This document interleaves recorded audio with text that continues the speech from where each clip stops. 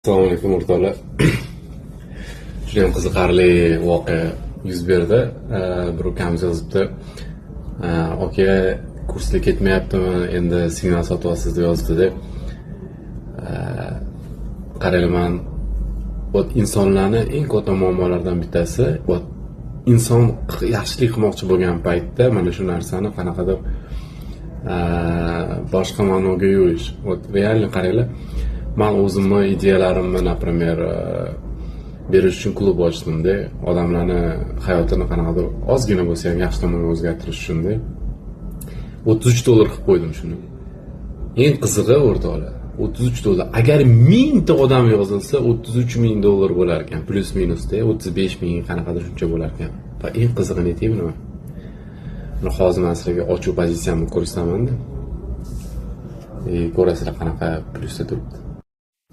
Amerikanskiy sessiya ochilishiga 1 soatdan kamroq vaqt bor va bugungi mana ochiq pozitsiyalarim o'rtoqlar, ikkitadan ochiq pozitsiyam bor. Bittasi salkam 13,000, bittasi $11,000 pulda turibdi. Mana real depozit bu bank broker o'rtoqlar, to есть bu demo degan narsa bo'lishi mumkin emas. Просто ana bu juma kuni ochgan zelkalarim $23,000 atrofida turibdi. Tasavvur qiling, 1000 ta odam yangi klubimga qo'shilsa, shundan sal ko'proq pul bo'lar ekan. Shuning uchun o'rtoqlar, yaxshilikni yomonlikka hech qachon yo'ymanglar. Yaxshilikdan doim foydalanishga harakat qilinglar. Yaxshi yashashga harakat qilasizlar. Sizlar ham ko'p pul topgili keladi. Sizlar ham bir millioner hayoti bari qiziqda, shu inson qanaqa nima o'ylaydi ekan, qanaqa itakdali. Lekin mana shunaqa insonlar qanaqadir bir yaxshilik yo'lida qanaqadir odamlarga juda ham bir arzon narsa taklif qilsa, nimagadir shu narsa neseryozni deb ko'pchilik qabul qiladi. Aslida unaqa emas o'rtoqlar. Eng zo'ri bu foydalanib ko'rish kerak. Hattoki sizda plyus yo'q bo'lsa ham ushbu klubga kirishni tavsiya qilaman. Plyus yo'q, qaysi ma'noda, ya'ni savdo uchun plyus yo'q. Nimaga? Chunki как minimum kayfiyat taqdim etadi bu klub sizlarga. Sababi statistika qilish imkoniyatiga ega bo'lasizlar.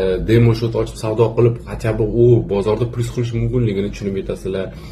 O'sha insonning ruhiyatini tushunib yetasizlar. Qanaqa qilib u inson katta depozitlarda ishlayapti, qanaqa qilib ideyalar beryapti, itakdali. Bu как minimum sizlarga kayfiyatni ko'tarishga yordam beradi, qo'shimcha motivatsiya beradi. Так что o'zi oxirgi paytlar mana yozgani $100 bo'lsa ham oladi odamlar bu klubni. $1000 qilsam, men bitta narsaga ishonganman.